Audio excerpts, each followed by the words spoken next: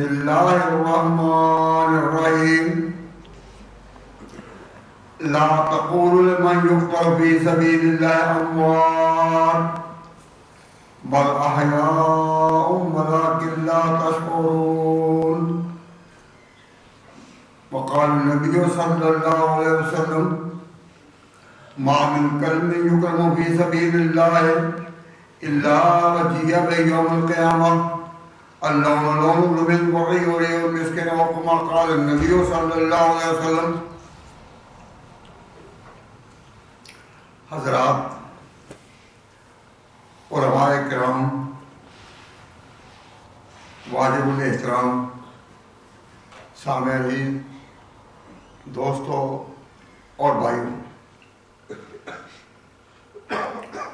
آج حسب بیان اور اعلان یہ تقریب حضرت علی مرتضیٰ کی شہادت کی یاد میں منعقد ہو رہی ہے،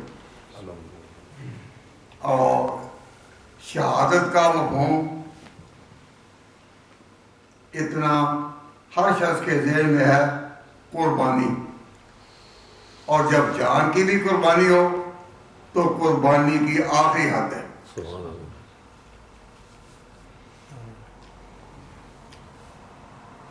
قربانی کی آخری حد ہے. سب سے پہلے آپ اپنے خیال کے مطابق یہ بات بتائیں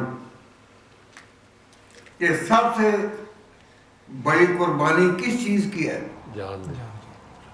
سوچیں، جان. اپنے گرد و پیش نگاہ کریں، اپنے گزری ہوئی تاریخ پر، گزرے ہوئے دنوں پر کچھ نظر کریں اور بتائیں، سوچیں، کوئی جواب دیں کہ سب سے بڑی قربانی کس چیز کی ہے؟ جان.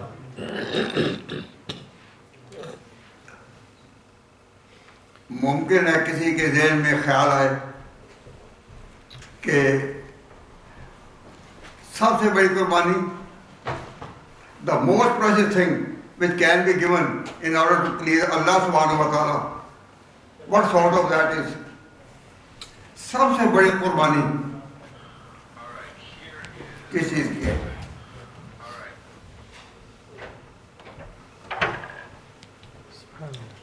جب ملک غریب ہو، وہاں غریب بستے ہوں، تو ان کے لیے سب سے بڑی قربانی کیا ہے؟ اللہ کی راہ میں پیسہ دینا. یہ بڑی کٹھن منظر ہے نا، اللہ کی راہ میں پیسہ دینا سب سے بڑی. آپ کے ذہن میں اگر یہی آیا کہ اللہ کی راہ میں پیسہ دینا سب سے بڑی قربانی ہے، تو میں کہوں گا کہ آپ جو انگلینڈ میں مقیم ہیں، جو اپنے وطنوں کو چھوڑ کر یہاں آئے، سمندروں کے پاتھروں کو عبور کر کے یہاں آئے اور یہاں خوشحالی کی زندگی مل گئی، آرام کی زندگی مل گئی، تو یہاں پیسہ خرچ کرنا بڑی قربانی نہیں. بڑی قربانی پیسہ خرچ کرنا وہاں ہے یا غریبوں کی بستی ہو، اجڑے ہوئے دل ہو، ضرورت مندوں کی آہ و پکار ہو، کھانے کو ملتا نہ ہو، تو وہاں مالی قربانی بڑی چیز ہے. لیکن آپ کے لیے بھی مالی قربانی بڑی چیز ہے نہیں. کیوں؟ اللہ تعالیٰ نے خوشحالی کی زندگی دے رکھی ہے. مجھے ایک چھوٹا سا واقعہ یاد آیا برمنگھم کا. ایک دفعہ دعوت کے کام کے لوگ، جماعت کے لوگ کوئی تبلیغ کے لیے نکلے اور ایک بڑی دکان پر پہنچے. ابھی انہوں نے کلمہ دعوت نہیں کہا تھا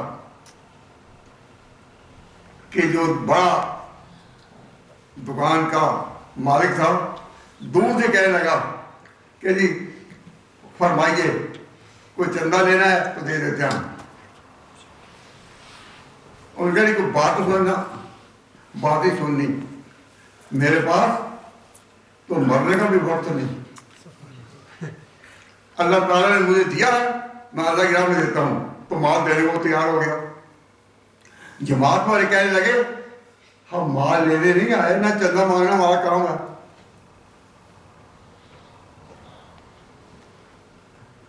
لیکن اس نے کہا کہ جناب میں تو یہ خدمت کر سکتا ہوں اور نہیں. تو اس ملک میں بڑی چھوٹی قربانی ہے مال دینا. اس سے بڑی قربانی جو جماعت کی طرف سے تجویز کی جاتی ہے وہ وقت دینا. آؤ بھائی اللہ کی راہ میں وقت دو. ہم وقت دیں, بڑی مشکل ہے. آپ کا دل تصدیق کرے گا جو میں عرض کر رہا ہوں کہ پہلا مرحلہ قربانی کا یہاں مال دینا, اس سے بڑا مرحلہ یہ ہے کہ وقت دینا.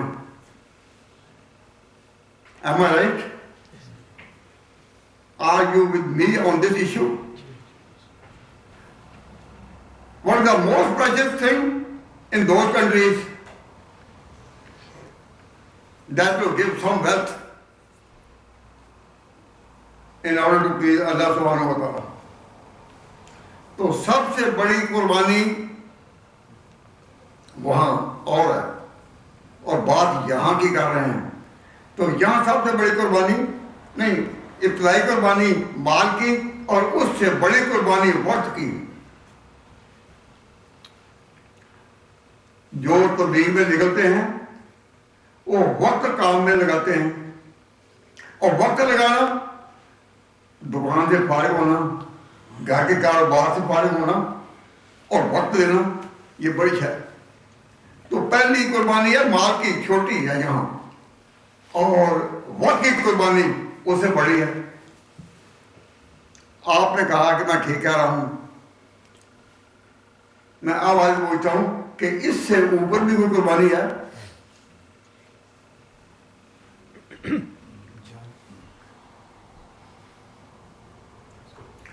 مال کی قربانی ایگریڈ, پھر وقت کی قربانی ہائر دین دس, ایگریڈ. آپ ذرا سوچیں اپنے تجربات کی روشنی میں, خیالات کی روشنی میں, کہ اس سے بھی بڑی کوئی قربانی ہے؟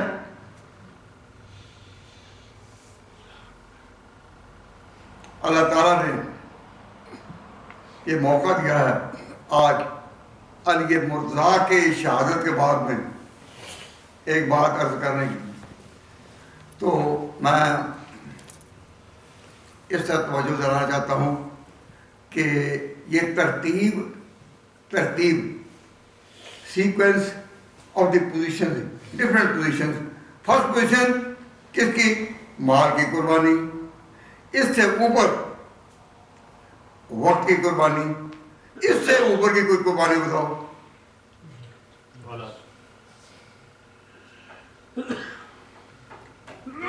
آپ سوچتے سوچتے تاریخ کی گہرائیوں میں ڈوب جائیں گے, لیکن اس کا جواب ڈائریکٹلی براہ راست نہیں آ سکے گا. تاہم I call your attention to this point. اس سے زیادہ ہائر اسٹینڈرڈ اور ہائر مقام کیا ہوگا؟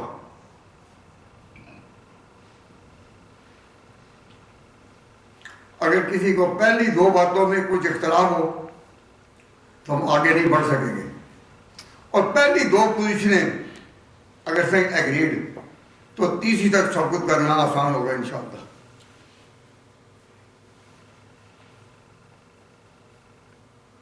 میں اس پر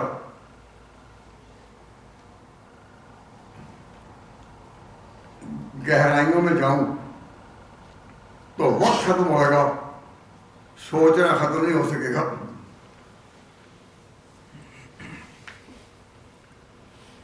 لیکن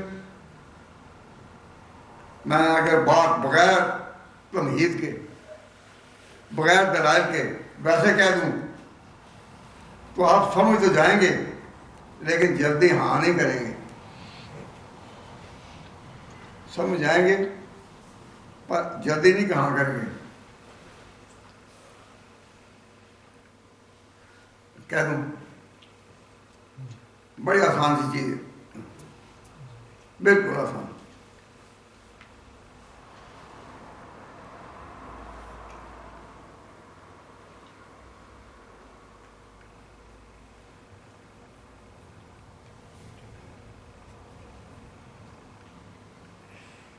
یہ درجہ ہے اپنی رائے کی قربانی. رائے کی قربانی, جو خیال آ رہا ہے اس پر ایک رائے قائم ہوتی ہے. کہتے ہیں آئی کنسیڈر یا آئی تھنک, آئی اوپائن. ایسے موقعوں پر کہہ دیتے ہیں کہ میرا خیال ہے. تو اب خیال جس کے منہ سے نکلے, خیال جس کے منہ سے نکلے اس کو کوئی کاٹے, اس کو اتنی بری بات لگتی ہے, بری بات کہ میں بات کر رہا ہوں تو نے کاٹ دی. کیوں؟ اس سے میں جو ہے انسان کے اندر میں وہ ذبح ہوئی. تو میں تو ہمارے تمام چاروں چھیتروں کے بزرگ, قادری ہوں, چشتی ہوں, سہروردی ہوں, نقشبندی ہوں, چاروں بزرگ اس پر یہ کہتے ہیں, چاروں بزرگ, کہ میں کی قربانی جس نے کر دی اور جس نے اپنی رائے کی قربانی کر دی وہ قربانی کے انتہائی مقام پر پہنچ گیا. حضور اکرم صلی اللہ علیہ وسلم قیامت کی علامات میں سے, قیامت کہتے ہیں قائم شرار الناس پر ہوگی. قیامت کہتے ہیں قائم شرار الناس پر ہوگی کہ بہت برے لوگ رہ جائیں گے جن پر قیامت واقع ہوگی. تو ان قیامت کی علامات میں سے فرمایا آ جاؤ کل ذی رائے رایا, کہ ہر شخص جو ہے وہ کہے گا میری رائے, میری رائے. ہم کئی درس بھی دے رہے ہوں اور کوئی بات بھی کر رہے ہوں تو سامعین کے ذہنوں میں جو بات آئے, اگر کسی کی بات کو ٹھکرا دیں یا توجہ ہی نہ دے, بڑا غصہ کرے گا, ہے میری آنا, میں جو کہ میں اور تو نے میری آنا مار دی. قیامت کی علامات میں سے یہ ہے کہ ہر شخص کو کہے گا کہ آ جاؤ کل ذی رائے رایا, ہر شخص رائے والا میری رائے, میری رائے. تو اس کو مارنا یہ انتہائی مقام ہے قربانی کا, اپنی رائے کو مارنا.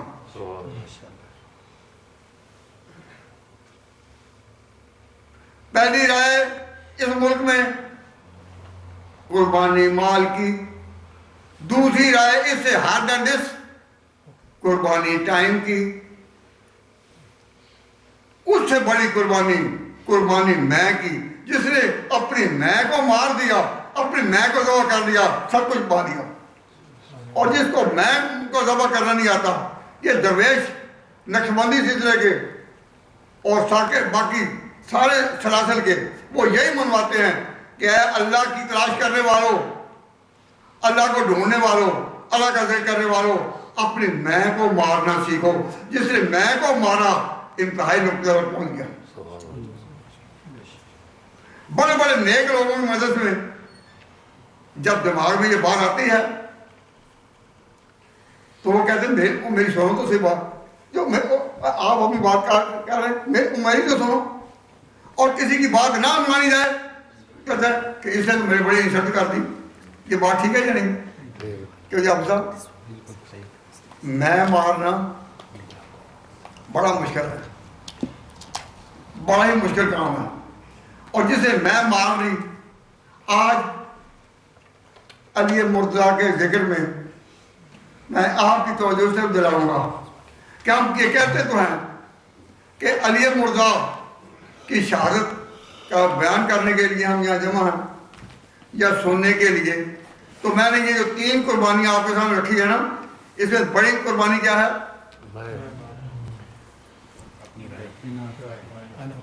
کیا ہے بول دیں؟ میں کو مارنا. اب اس پر پہنچنے کے لیے کہ میں کس طرح ماری جاتی ہے، میرے سامنے ایک بڑے بزرگ آتے ہیں جو اشرف مشرف تھے، لیکن ان کا نام میں ابھی ذکر نہیں کروں گا، بات کرتے ہوئے وہاں انشاءاللہ پہنچوں گا۔ نبی پاک صلی اللہ علیہ وسلم نے نبی پاک صلی اللہ علیہ وسلم نے 10 انسانوں کو، 10 مسلمانوں کو، 10 مومنین کو دنیا میں خبر دی تھی کہ تم جنت میں، تم جنت میں، تم جنت میں، تم جنت میں، تم جنت میں، تم جنت میں، تم جنت میں، تم جنت میں۔ کس قدر مبارک وہ لوگ تھے کہ پیغمبر کی زبان سے یہیں وہ جنت کا پیغام سن گئے۔ ان کو کہتے ہیں اشرا، 10، اور مبشرہ جن کو بشارت دی گئی جنتی ہونے کی۔ تو حضور نے 10 آدمیوں کو بشارت دی، کس کی؟ جنت کی۔ ان 10 میں سب سے پہلے دنیا کو چھوڑنے والے حضرت ابو عبیدہ بن جراح تھے، سب سے پہلے دن۔ اب کتنے رہ گئے؟ 9۔ کتنے رہ گئے؟ 9۔ 9 میں سب سے پہلے سفر آغاز کرنے والے حضرت ابو بکر تھے۔ اب کتنے رہ گئے؟ 8۔ کتنے رہ گئے؟ 8۔ پھر حضرت عمر بھی راہی ملک بقا ہو گئے، اس ملک میں چلے گئے جہاں ہمیشہ رہنا ہے۔ اب کتنے رہ گئے؟ 7۔ کتنے رہ گئے؟ 7۔ اب جب عمر بھی گئے تو باقی رہ گئے 7۔ ان میں سے ایک تھے جو حضرت عمر رضی اللہ تعالیٰ عنہ کے کزن تھے، خاندانی بھائی تھے۔ ایک تو کزن یا رشتے کی بنا پر خلافت نہیں چلتی، رشتے کی بنا پر خلافت نہ چلے۔ حضرت عمر نے اس بھائی کو، اس کزن کو تو شمار نہیں کیا، اس کو شمار سے میں آگے لائے نہیں، شمار سے نکال تو نہیں سکتے تھے۔ جس کو پیغمبر نے بشارت جنت کی، اس کو کوئی نکال سکتا ہے؟ نکال تو نہیں سکتے، لیکن اس فہرست سے جو انہوں نے کمیٹی کی تشکیل دی، ان میں ان کو نام نہیں رکھا، بتانے کے لیے کہ ہم اپنی خونی رشتوں میں آگے بڑھنے والے نہیں، یہ اللہ کی امانت ہے۔ اس کے لیے ان کو ایک طرف رکھا، ان کی تعظیم اپنی جگہ، لیکن ایک طرف رکھا۔ باقی سے رہ گئے 6۔ یہ 6 وہ ہیں کہ جن کو پیغمبر نے اپنی زندگی میں جنت کی بشارت دی، اب یہی باقی ہیں۔ اب آپ کہاں تک آ گئے؟ کہو 6 تک۔ کہاں تک آ گئے؟ 6 تک۔ 6 بیٹھے ہیں، 6 بیٹھے ہیں۔ ان میں سے حضرت طلحہ رضی اللہ تعالیٰ عنہ، ان کا بڑا مقام ہے، اور علی مرتضیٰ کی زندگی میں وہ ایک بڑی سیاسی شخصیت بھی تھے۔ تاہم حضرت طلحہ رضی اللہ تعالیٰ عنہ نے کہا میں حضرت عثمان کے حق میں درس و بردار ہوتا ہوں، میں خلافت کا امیدوار نہیں بنتا۔ جو حضرت عمر نے کہا ہے ان 6 میں سے چن لو، میں درس و بردار ہوتا ہوں۔ تو طلحہ نکل گئے نا، کس کے حق میں؟ حضرت عثمان کے حق میں۔ باقی سے رہ گئے بولیے 5 باقی 5 رہ گئے نا. تو فوراً حضرت زبیر بولے کہ میں علی کا کے مدد سوار ہوتا ہوں, میں علی کا کے مدد سوار ہوتا ہوں. تو وہ بھی نکل گئے, طلحہ بھی نکلے اور زبیر بھی نکلے. اپنی امید کہ میں خلافت پر آؤں, اپنی امیدیں چھوڑ کر اور اس کو توڑ کر ایک طرف ہو گئے. اب باقی کتنے رہ گئے؟ 4. اب مار کا ہے 4 میں. اتنے میں ایک آواز آئی. کس کی؟ عبد الرحمن بن عوف کی. تو عبد الرحمن بن عوف رضی اللہ تعالیٰ عنہ وہ شخصیت ہے کہ جو ان میں کہنے لگے کہ میں نکلتا ہوں لیکن کسی کی حمایت میں نہیں, کسی حق میں نہیں, میں نکلتا ہوں, میں اس کا امیدوار نہیں ہوں. کون نکلے؟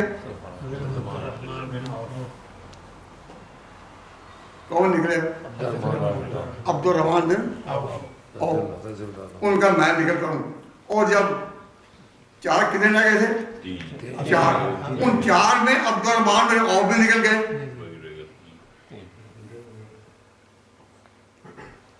باقی کتنے رہ گئے؟ 3. اب بیٹھے ہیں مول میں.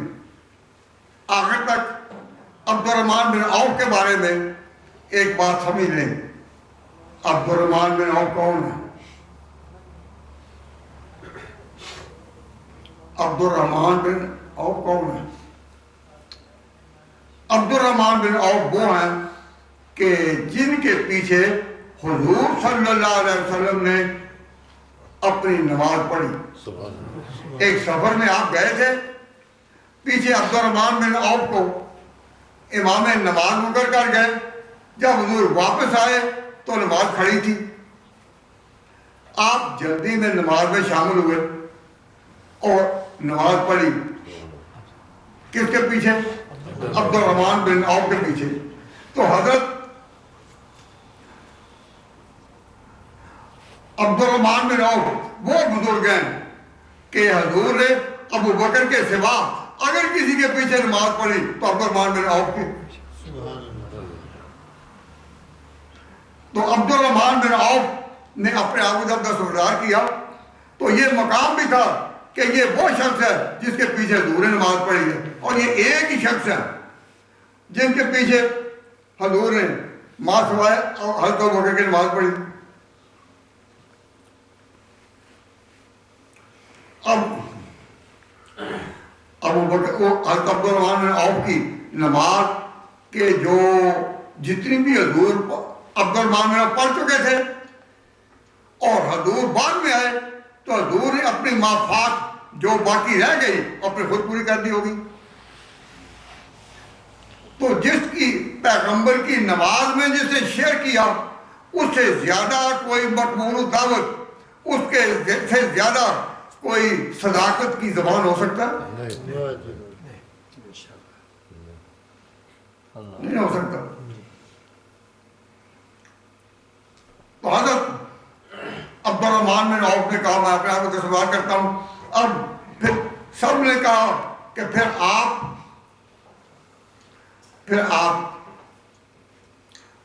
آئندہ جو ہے اب امیدوار ان میں آپ الیکشن کمیشن جیسا ہوتا ہے نا, فیصلہ کرنے والا, کہ آپ کو ہم اپنا بڑا بناتے ہیں. آپ قربانی کر چکے, اپنے آپ کو نکال چکے, آپ کو ہم اپنا بڑا بناتے ہیں, تو آپ جو فیصلہ کریں باقی وہ ہمیں منظور ہوگا. یہاں تک کہ پھر بات کرتے کرتے آخر میں 2 رہ گئے. کون؟ حضرت عثمان اور حضرت علی 2 ہی رہ گئے. اور ان کو اختیار تھا عبد الرحمن بن عوف کو کیا وہ کسی کے حق میں فیصلہ کریں. تو ایک تو اس سے یہ پتہ چلا کہ اسلام میں ڈیموکریسی نہیں ہے, ورنہ حضرت عمر رضی اللہ تعالیٰ عنہ شہادت کے بعد کہہ سکتے تھے کہ صحابہ ساری قوموں میں امتوں میں کنتم خیر امت اخرجت للناس، تم بہترین لوگ ہو. You are best of the people all over the world where they are. You are best of the اللہ کے کنتم خیر امت اخرجت للناس، تم بہترین لوگ ہو. تامرون الناس بالبر، کہ تم اپنے آپ کو اپنی رائے نہیں، تامرون، تم جس چیز کا امر کرو وہ معروف ہے، تم جس چیز سے روکو وہ مکروہ ہے، ناجائز ہے. تو جن کی چاہت ہاں میں ہو وہ نمونہ، اور جس کی نہ میں ہو وہ نمونہ.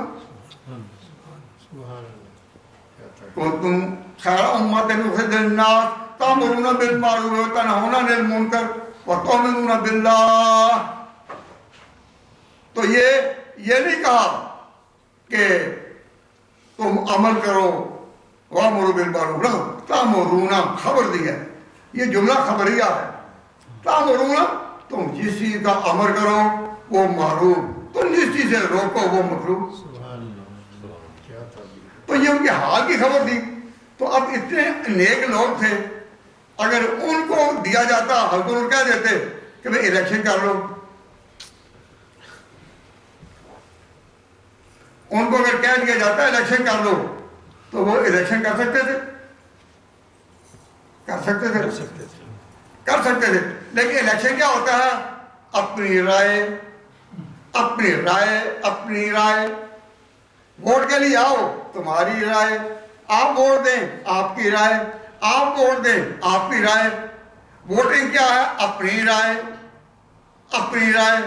سب سے بڑی قربانی کیا ہے؟ اپنی رائے کی. یہ آخری مقام تھا. تو حضرت عبد الرحمن بن حضرت عمر رضی اللہ تعالیٰ عنہ نے یہ نہیں کہا کہ صحابہ تم بہترین امت ہو، اللہ نے قرآن میں کہا ہے تم اپنی رائے دے کر چن لینا. حضرت عمر نے اس کو ختم کرنے کے لیے کہا کہ میں 6 آدمیوں کی ایک کمیٹی مقرر کرتا ہوں، ان میں سے چن لینا. جب 6 کو انہوں نے چن لیا تو رائے قائم کرنا اپنی بساط کے مطابق حضرت عمر نے جمع کر کے رکھ دیا. حضرت عمر نے جو تجویز کی 6 میں سے چننا. تو ڈیموکریسی جو ہے کہ اپنی رائے، تو رائے دینے کا دروازہ کس نے بند کیا؟ حضرت عمر نے، جو اپنے وقت کے بہترین انسان تھے. انہوں نے دروازہ بند کیا. تو جب دروازہ بند کیا تو پھر حضرت عثمان کی ایک تقریر ہے جس کو محمد بن جریر طبری نے اپنی تاریخ میں نقل کیا ہے. وہ عجیب تقریر ہے، جب بھی اس کو میں پڑھتا ہوں تو دل ہل جاتا ہے. اس موقع کی نزاکت کو بتانے کے لیے، جتلانے کے لیے سوچو، یہ اہل مغرب ڈیموکریسی کی بڑی تعریف کرتے ہیں کہ government of the people, for the people, by the people. ایسی گورنمنٹ مقرر کرنا ہے کہ لوگ اپنی اپنی رائے دیں. تو یہ کہتے ہیں اہل مغرب، یہ قومیں، کہ ہم نے انسانوں کو جگایا اور تمہاری رائے ہو. اے انگلینڈ میں آنے والوں اور یہاں برطانیہ بسنے والوں، تم بتاؤ کہ یہاں پیسے کی قربانی بھی نیچے، وقت کی قربانی اس سے اوپر، اور رائے کی قربانی یہ بڑا مشکل مسئلہ ہے. میں کو مارنا، اپنی رائے کو مارنا، یہ درویشوں نے سکھایا، اللہ والوں نے سکھایا.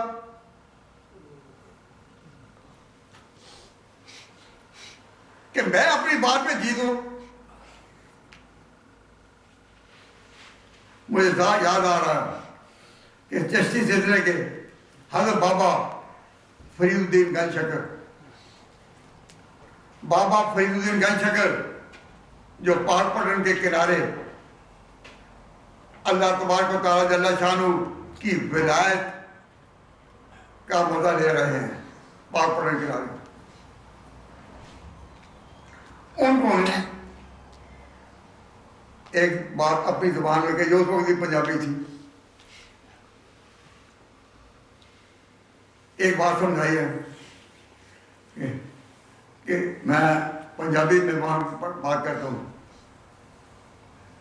جتن جتن سکھ لیائی تہارن سکھ فقیرہ، اے فقیر انسان کے طور پر تو نے تو یہی سیکھا کہ میری رائے جتن جتن جیتنا جیتنا، کہ جتن جتن سکھ لیائی تہارن سکھ فقیرہ، جتن دا مل کوڈی نہیں تہارن دا مل ہیرا، جتن دا مل کوڈی نہیں تہارن دا مل ہیرا۔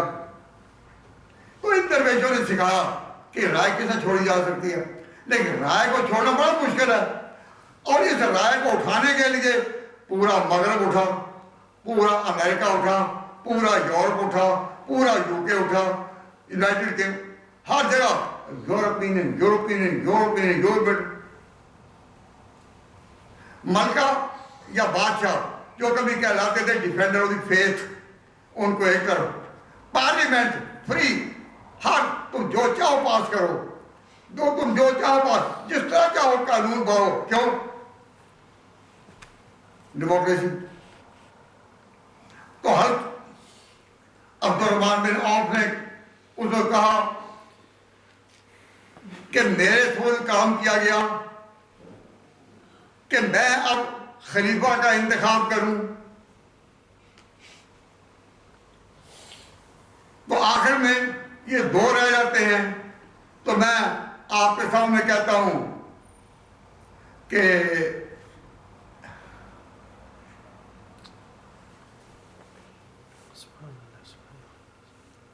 اپنے وقت کے یہ بہترین انسان تھے اس وقت تین، عبد الرحمن بن عوف، حضرت علی اور حضرت عثمان۔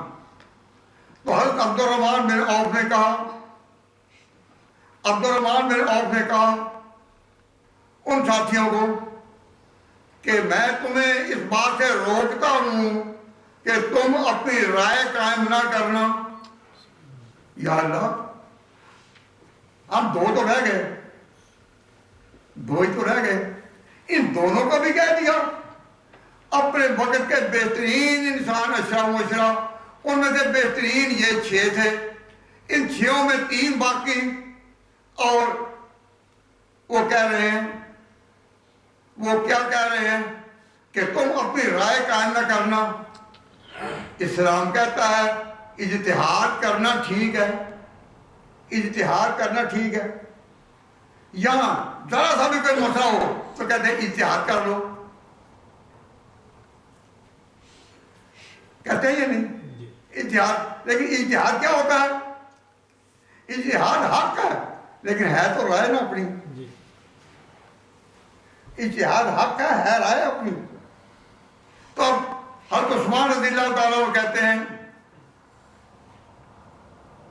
عجیب بات، وہ فرماتے ہیں کن بلغتم ما بلغتم، یہ تبریک کے الفاظ ہیں، بلغتم ما بلغتم۔ حضرت عبد الرحمن بن عوف نے کہا کہ میں اب کہتا ہوں کہ تم دو جو تھے نا رہ گئے، تم نے اپنا اجتہاد نہیں کرنا۔ اگر چاہتے ہو کہ امت دنیا میں چھا جائے اور کامیاب رہے تو تم ایک فیصلہ کرو کہ ہم نے ابو بکر اور عمر کی پالیسی کی پابندی کرنی ہے، اپنی رائے ان کے مقابلے نہ لائیں گے۔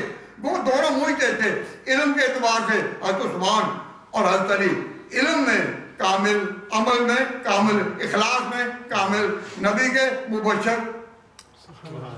ان کی شان کس طرح واضح ہے، لیکن ان کو کہا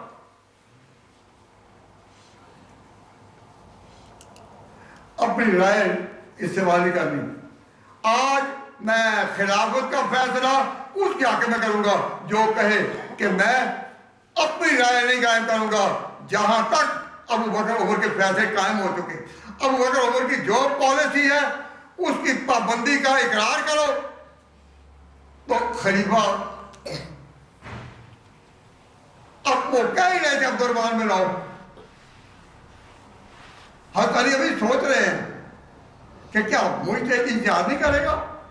اگر وہ پہلے اجتہاد کرتے رہتے ضرورت کے کاموں میں، ہم اپنے کاموں میں کیا اجتہاد نہیں کر سکتے؟ حضرت بھی سوچ رہے تھے، لیکن عبد الرحمن بن عوف نے جو آواز لگائی کہ آج ہم اس امت کے نازک ترین مرحلے پر آخری فیصلہ کریں گے کہ جب اقرار کرو کہ ابو بکر عمر کی پالیسی پر پابندی کی جائے گی، تمہاری اپنی رائے آئے سامنے لیکن چھوڑنا پڑے گی، ان کی پابندی کرو۔ ابھی وہ کہہ ہی رہے تھے کہ حضرت عثمان نے ہاتھ کھڑا کر دیا، میں تیار ہوں اپنی رائے چھوڑوں، میں اپنا اتحاد چھوڑوں، اپنی مرضی چھوڑوں، میں حتی الوضع اپنی طرف سے ان کی پیروی کروں گا۔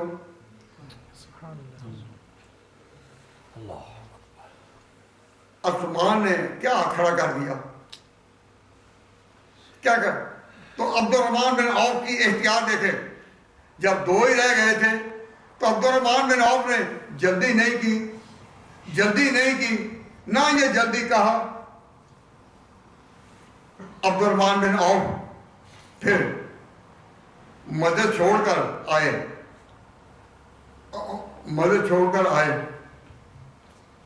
اور جہاں ام المومنین بیٹھی تھی ان سے بھی جا کر کہا کہ ہم یہ بات کرنا چاہتے ہیں، آپ ام المومنین آپ اپنی بات لائیں۔ دوسری ام المومنین کے پاس گئے، تیسری کے پاس گئے، اور ہر ایک جو ان میں تھی ان میں سے ایک کے پاس گئے، حتی نساء بھی خدورہن، پردوں میں بیٹھی تھی وہ عورتیں، ان سے بھی مشورہ کیا۔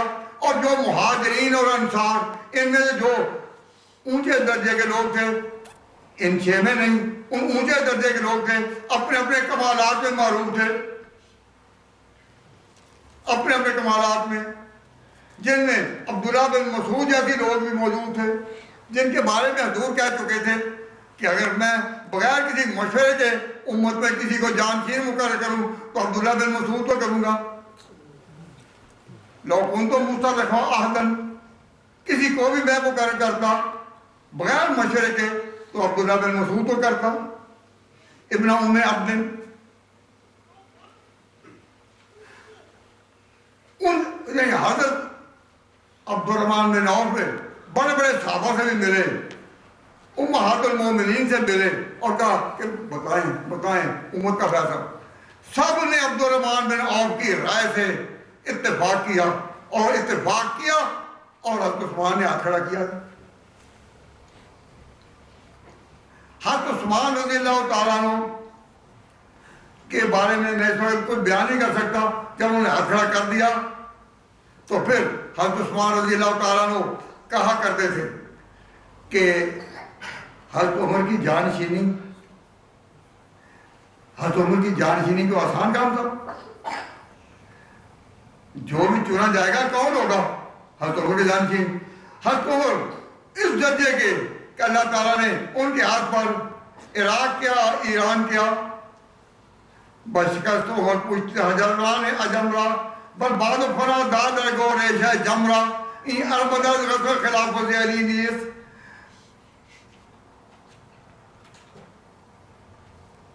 با عمر کی ناقدیمہ سے اجمرا۔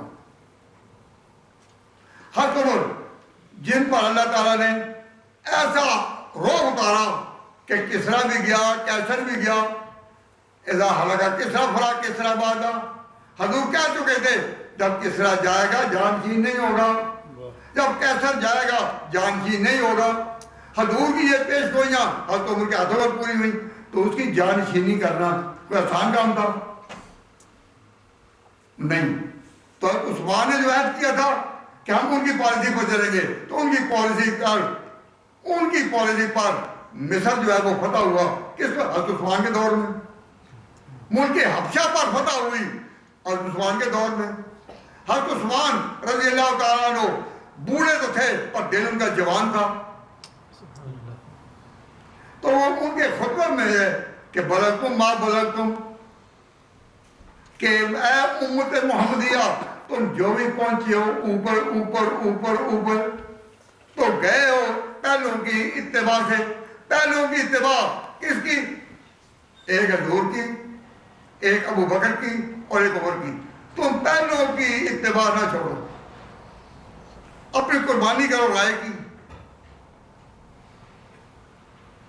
تاہم جب موقع آیا نا، یہ ابھی حافظ صاحب ممتاز صاحب بیان کر رہے تھے اور مولانا نے بھی بیان کیا، اور یہ باتیں بہت ہی آ چکی، تو میں ان کو دہرانا نہیں چاہتا. انہوں نے جو بیان کیا اس کی تائید کرتے ہوئے میں کچھ تھوڑی سی بات آگے کروں گا کہ بھائی حضرت عمر رضی اللہ تعالیٰ عنہ کے بارے میں ایک بات محققین نے جو لوگ علم کی گہرائی میں بہت گہرے گئے، انہوں نے خلاصے کے طور کہا ہے کہ حضرت عمر رضی اللہ تعالیٰ عنہ وہ شخصیت تھے کہ انہوں نے جس دانے پر ہاتھ ڈالا، نہیں سنو جی حضرت عمر رضی اللہ تعالیٰ عنہ نے جس دانے پر بھی ہاتھ ڈالا ایسا بار محل ڈالا کہ اس سے بہترین ہاتھ پڑ ہی نہیں سکتا کسی پر. جہاں بھی حضرت عمر کا ہاتھ پڑ گیا اس سے بہتر کسی پر. اب حضرت عمر کے انتخاب میں ان کے چنے میں سے کتنے رہ گئے تھے؟ حضرت عمر کے انتخاب میں ان چھوں میں کتنے رہ گئے تھے؟ 2. تو 2 میں حضرت عثمان تو ہو ہی گئے نا آگے. اب حضرت عثمان اگر خلیفہ ہو تو باقی کون رہ جاتا ہے؟ حضرت عثمان اگر خلیفہ ہو جائیں تو باقی کون رہ گیا؟ وہ ایک ہی رہ گیا نا، ایک ہی رہ گیا. کون؟ حضرت علی. تو جب حضرت عثمان شہید ہوئے تو حضرت عمر کا ہاتھ جن پر پڑ گیا ان میں سے ایک ہی باقی تھا، اس لیے اب علی کا موقع ہے. تو علی کو کہا جائے گا کہ یہ حقیقت میں انتخاب عمر کا ہی تھا. حضرت عمر کے انتخاب میں 2 ہی تو رہ گئے تھے. حضرت عثمان پہلے ہو گئے اور بعد میں تو ایک ہی رہ گیا تھا. تو وہ کون؟ علی. آج علی کی یاد میں ہم یہاں جمع ہیں. تو پھر علی کی خلافت کا، حضرت علی کے اس مقام پر آنے کا ہم آغاز کہاں سے کریں گے؟ کہ حضرت عمر کا انتخاب ہے. اس سے بڑی شان کیا ہوگی؟ علی حضرت عمر کا انتخاب ہے. اب اگر امت اور کسی کو چنے، یعنی علی کی حضرت عثمان کی شہادت کے بعد امت اگر اور کسی کو خلیفہ چن لے، جیسا کہ جنگ صفین کے نتیجہ میں ہوا تھا کہ نہ علی خلیفہ ہو نہ امیر معاویہ، اور کسی کو چنو. اگر اور کوئی چنا جائے تو وہ انتخاب تو ان کا ہوگا نا، عمر کا تو نہیں ہوگا. اب عمر کر چکے تھے، ان کا ہاتھ پڑ چکا تھا آخری نمبر پر علی پر. اب علی کا ہونا ہی ضروری تھا. حالات کچھ بھی ہوئے لیکن علی کا ہونا ہی ضروری تھا. حضرت عثمان کو جن حالات میں شہید کیا گیا وہ ایک بغاوت تھی. اب بغاوت ختم ہونے کے بعد باغیوں نے سوچا کہ اگر ہم اپنے میں سے کسی کو بھی سربراہ بنائیں تو قوم نہیں مانے گی، ساری پبلک جو ہے انکار کرے گی جب تک کہ اصحاب رسول آگے نہ ہوں. ہم کامیاب تبھی ہو سکتے ہیں کہ صحابہ رسول کو آگے کرو اور پھر قوت اپنی ساتھ رکھو. انہوں نے حضرت علی کو پکڑ لیا اور کہا کہ آئیں ہم آپ کے ہاتھ پر بیعت کرتے ہیں. حضرت علی دیکھ رہے تھے کہ انہوں نے کیا کیا، یہ باغی ہیں، تو کہا نہیں. آج وہ سکیڑ رہے تھے لیکن ان کا نہیں، آپ ہاتھ آگے کریں. تو حضرت علی کے خطبوں میں جو نازل بلاغت میں ہیں ایسے خطبے ملتے ہیں کہ مجھے وہ وقت یاد ہے کہ بسط تم یدی فقبض تو تم میرے ہاتھوں کو کھینچ رہے تھے بیعت کے لیے اور میں اس کو روک رہا تھا. تم نے جو کیا عثمان کے ساتھ میں ہاتھ کو روک رہا تھا. لیکن جب حضرت علی نے سوچا کہ عمر نے جن کو انتخاب کیا ان میں تو میں ہی باقی ہوں، انہوں نے پھر خلافت قبول کر لی. ان کی جو بیعت کی حضرت علی کی صحابہ نے بھی کی جو مدینہ میں تھے، اور باغیوں نے بھی کر دی۔ اب باغی اس طرح ساتھ شامل ہو گئے کہ علیحدہ نہیں ہوتے، اور انہوں نے دھمکی بھی دی کہ علی کو کیا کہ تم نے اپنی قوت ہم پر استعمال کی کہ قاتلین عثمان کو پکڑنے میں ہمیں پکڑ لیا تو تیرا بھی وہی آرام کریں گے جو اس کا کیا ہے۔ اب حضرت علی رضی اللہ تعالیٰ عنہ کے لیے پھر اب یہ بات کرنے کا کوئی اور موقع نہیں تھا کہ وہ انکار کریں، انہوں نے قبول کر لیا۔ حضرت علی رضی اللہ تعالیٰ عنہ کہتے رہے کہ میں عثمان کے خون سے بری ہوں، میرا اور معاویہ کا اختلاف ہے۔ کیا؟ معاویہ نے یہ نہیں کہا اے علی تو خلیفہ نہیں ہو، میں تجھے خلیفہ نہیں مانتا۔ میں نے تجسس کیا تاریخ میں کہ کہیں کوئی ایسی روایت ہے کہ معاویہ نے کہا ہو کہ میں آپ کو نہیں مانتا۔ حضرت معاویہ کے الفاظ یاد رکھو، حضرت معاویہ کے الفاظ جن کا ترجمہ یہ ہے، میں اس وقت تک علی کو خلیفہ نہیں مانتا جب تک کہ قاتلین عثمان پر وہ گرفت نہ کریں، جب تک قاتلین عثمان پر وہ گرفت نہ کریں میں ان کو خلیفہ نہیں مانتا۔ تو انہوں نے یہ نہیں کہا کہ یہ خلافت کے لائق نہیں، کیوں؟ عمر کا انتخاب تھا، ان کو پتہ ہے حضرت علی ان چھیوں میں تھے کہ حضرت عمر کا انتخاب ہے۔ اب امیر معاویہ نے تھرو آؤٹ یہ کبھی نہیں کہا کہ یہ خلافت کے لائق نہیں، انہوں نے کہا کہ میں اس وقت تک ان کی بیعت نہیں کرتا جب تک وہ قاتلین عثمان کو گرفتار نہ کریں۔ تو پوچھا کہ پھر آپ کی اپنی پوزیشن کیا ہے؟ What is your position in this position? In these aspects, what is your position? آپ کیا ہیں؟ تو فرمایا حضرت معاویہ نے میں 2 خلیفوں کا انتخاب ہوں، میں 2 خلیفوں کا انتخاب ہوں۔ اول عمر کا، انہوں نے مجھے یہاں کا والی بنایا، پھر وہ شہید ہوئے تو حضرت عثمان انہوں نے مجھے یہاں کا والی بنایا، میں عمر اور علی ان دونوں کا مقرر کردہ ہوں، اور میں اسی حال پر باقی رہوں گا کہ واللہ خلیفتان من قبل، پہلے مجھے 2 خلیفوں نے بنایا بڑا، وہ انا باقٍ علی حالی، اور میں اپنے حال پر باقی ہوں جب تک نیا خلیفہ علی وہ دشمنوں پر قبضہ نہیں کر دیتا۔ تو امیر معاویہ نے حضرت علی رضی اللہ تعالیٰ عنہ پر چڑھائی نہیں کی، نہ حملہ کیا، نہ ابتدا کی۔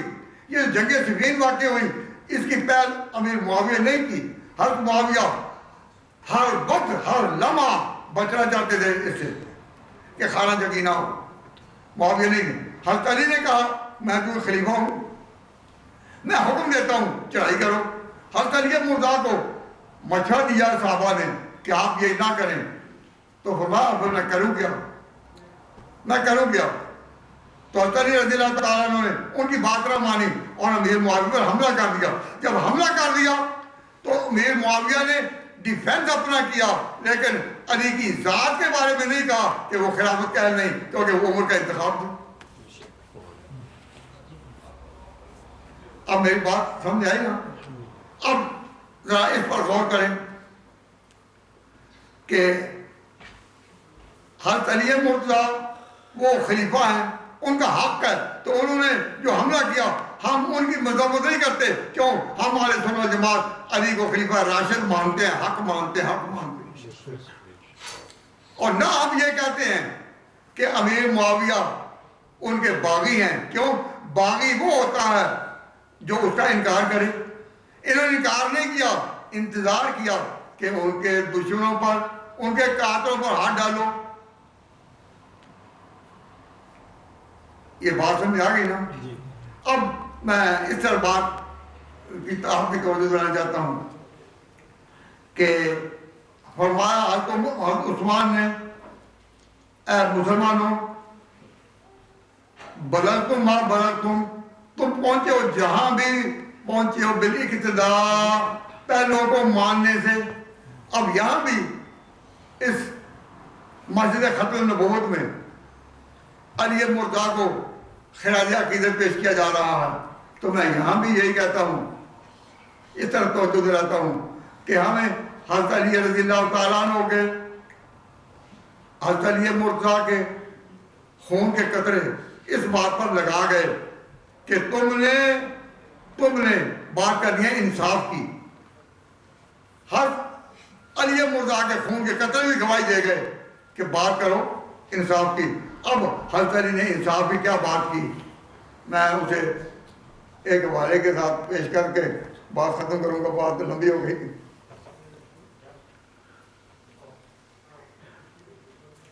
حضرت علی مرتضیٰ نے فرمایا کہ میرا اختلاف معاویہ کے ساتھ دین کا نہیں، میرا اختلاف معاویہ کے ساتھ دین کا نہیں، انتظامی امور میں ہے. اور کہا ان ربنا واحد، ہمارا خدا ایک، ہماری دعوت بالاسلام ایک، ہمارا پیغمبر ایک، ہماری کتاب ایک. ہم معاویہ سے ایمان میں زیادہ نہیں، وہ ہم سے ایمان میں زیادہ نہیں، ہم ایمان میں ان سے زیادہ نہیں اور وہ ہم سے ایمان میں زیادہ نہیں. انما الاختلاف ما وقع فی دم عثمان، ہمارا جو بھی اختلاف ہوا حضرت عثمان کے خون کے بارے میں ہوا. اور حضرت علی کہتے ہیں اللہ گواہ کہ میرا ہاتھ خون عثمان سے پاک ہے.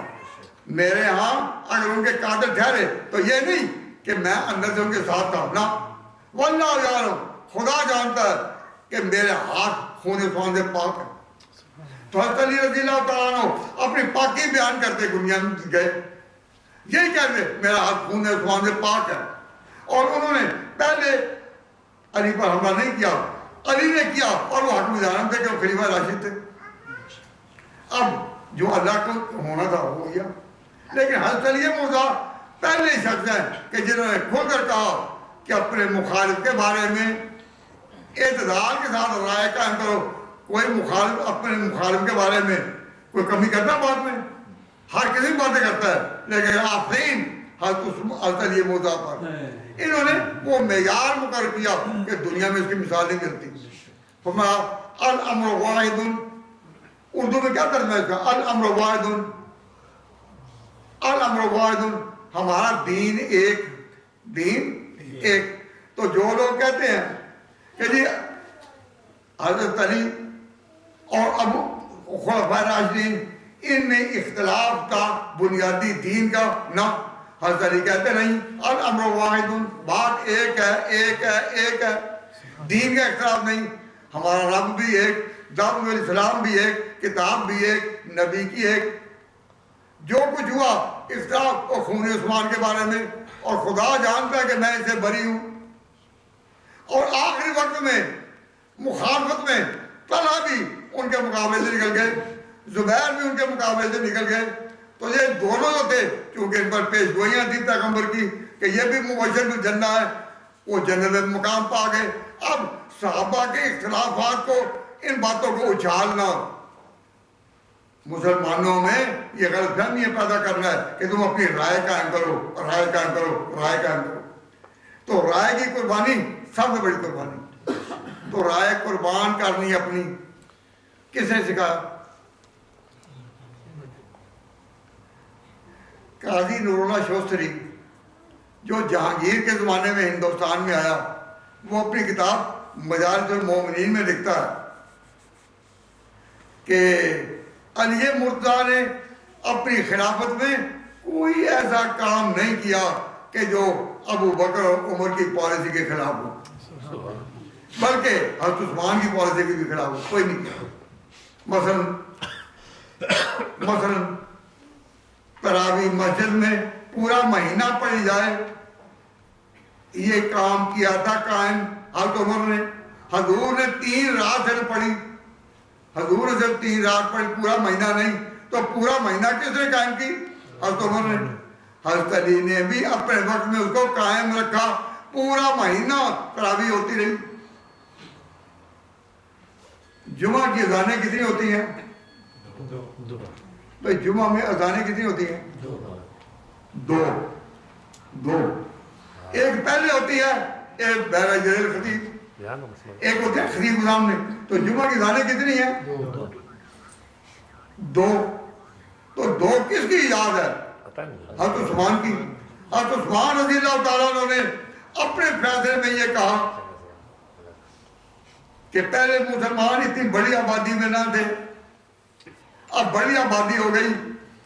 تو مسئلہ یہ ہے کہ جب اذان دی جائے اس کے بعد کاروبار حرام ہو جاتا ہے. اذا نودی للصلاۃ من یوم الجمعہ, جب جمعے کے دن آواز دی جائے تو فرمایا فَضَوْا إِلَىٰ ذِكْرِ اللَّهِ وَذَرُوا الْبَيْعَ. اور اذا نودی للصلاۃ من یوم الجمعہ سے جب جمعے کے دن آواز دی جائے تو اپنے کاروبار کو چھوڑ دو اور فوراً ہاں کہو, اس کے بعد کاروبار ہو جاتا ہے حرام. تو فرمایا کہ اب اذان پہلی جو ہوگی, پہلی یہ نہیں ہوگی, اس میں لوگوں کو تیاری کا موقع مل جائے گا.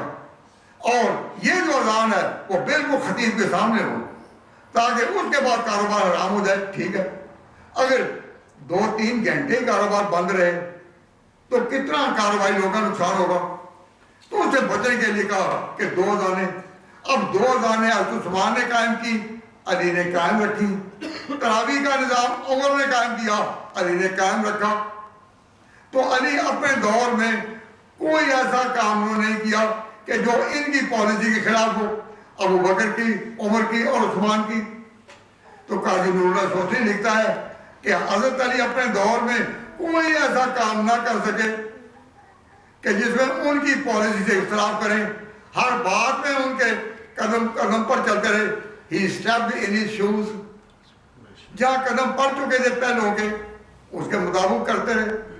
تو ایسا ایک ظالم والا آدمی جو علی جیسا کوئی مشرف میسر آتا ہے. میں ان کلمات پر اپنی بات ختم کرتا ہوں اور آپ ادار سے درخواست کرتا ہوں کہ اس زمانے میں بھی جو پہلوں کی پیروی ہے یہ آپ کو بتائیں گے علماء. اور یہاں کا تمدن اور یہاں کی سوسائٹی کیا کہے گی کہ نہیں تم ڈیموکریسی ڈیموکریسی ڈیموکریسی. اس سے جتنا بچو, اس سے جتنا بچو تم اسلام کے قریب ہوگے. تو یہ نقطہ کس نے کھولا کہ جو ملے گا پہلوں کی ابتدا سے, یہ نقطہ کھولا حضرت عثمان کے اس خطبے نے. بلغتم ما بلغتم, یہ میرا ایک چارٹ ہے, اس وقت تو ہمارے پاس نہیں. اس کا نام ہے شجرہ مودت.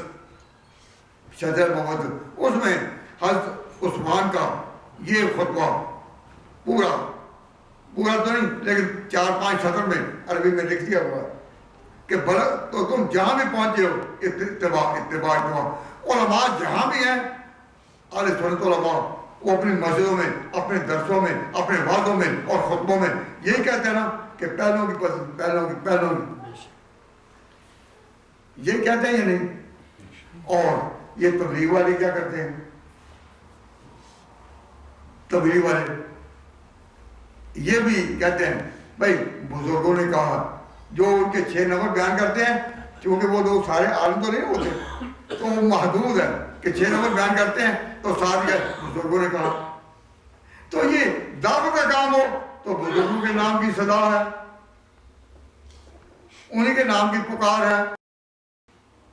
اور اگر علماء کے خطبے ہوں تو بھی انہی کے نام کی صدا ہے کہ وہ کہتے ہیں کہ نئی بات ہے بچو جمعہ خطبوں میں کلو بدعۃ ضلالہ وکل ضلالۃ فی النار. یہ جمعہ خطبے میں پڑھ جاتا ہے یا نہیں کہ ہر نئی بات غلط ہے اور ہر نئی بات فی النار. ہم اس کا جو بھی بیان ہوا حق کا کلمہ اس کا ثواب کو جاتے ہیں حضرت علی مرزا کی روح مقدسہ کو کہ جس کے صدقے یہ باتیں کرنے کا موقع ملا. میں مولانا اکرم صاحب کا شکر گزار ہوں کہ انہوں نے آپ حضرات کو جمع کیا اور یہ دین کی باتیں ہو گئی. اور اس پر آپ غور کریں تو آپ بھی اسی لائن میں ہوں گے کہ پہلوں کی مانو, پہلوں کی مانو, پہلوں کی مانو. یہ کون ہے جو لوگ کہتے ہیں کہ پہلوں کی نہ مانو؟ وہ کہتے ہیں تقلید جائز نہیں, تقلید جائز نہیں. بھئی تم کون ہو خیر مقدم؟ ہم یہ نہیں کہتے. ہم اس بات میں نہیں پڑھتے. ہم یہ کہتے ہیں اے اللہ ہمیں ان لوگوں پر چلا جس پر پہلے چل چکے. ہم ہر نماز میں کہتے ہیں اہدنا الصراط المستقیم، اے اللہ اسی راہ پر چلا صراط الذین انعمت علیہم، جس پر پہلے لوگ چل چکے، پہلے چل چکے. اہدنا الصراط المستقیم صراط الذین انعمت علیہم، ان لوگوں کی راہ جن پر تیرا انعام برسا، جن پر تیرا انعام اترا. صراط الذین انعمت علیہم وہ کون تھے؟ غیر المغضوب علیہم ولا الضالین، نہ وہ تھے جن پر خدا کا غضب بھڑکا اور نہ وہ تھے جو کہ رستے سے مس لیڈ گمراہ ہوئے. اللہ تعالیٰ ان دونوں سے جن پر خدا کا غضب بھڑکا ان سے بھی بچائے، اور جو مس لیڈ ہوئے ان سے بھی بچائے. اور صراط مستقیم، اور صراط مستقیم کیا ہے؟ صراط مستقیم کیا ہے؟ صراط مستقیم یہی ہے، صراط مستقیم یہی ہے کہ تم، صراط مستقیم یہی ہے کہ اللہ کی طرف تم لوٹو. کن کی بات پر؟ بزرگوں کی اتباع سے، بزرگوں کی اتباع سے. وما علینا الا البلاغ. آپ دعا کرتے ہیں، کر دیں. ربنا تقبل منا انك انت السميع العليم وتب علينا انك انت التواب الرحيم. اے پروردگار، سامعین کے سامنے جس طرح تو نے مالی قربانی آسان کر دی، اے اللہ وقت کی قربانی کی بھی ان کو ہمت دے، اور دعوت کے کام میں جو وقت کی قربانی کے لیے کہتے ہیں ان کے بھی ساتھ نصرت قرض کرنے کی توفیق عطا فرما، اور اس سے بڑھ کر اپنی رائے چھوڑنے کی ہمت عطا فرما کہ ہم غیر مقلد نہ بنے، پہلوں کی تقلید کریں، اور اللہ تعالیٰ سے صراط مستقیم مانگیں. اللہ تعالیٰ سے صراط مستقیم مانگیں. اذا قلتم فاعدلوا ولو كان ذا قربى وبعهد الله اوفوا ذلكم وصاكم به لعلكم تذكرون وان هذا صراطي مستقيما ان هذا صراطي مستقيما فاتبعوه ولا تتبعوا السبل فتفرق بكم عن سبيله. وصلی اللہ تعالیٰ علی خیر خلقہ محمد و آلہ و صحبہ اجمعین برحمتک یا ارحم الراحمین.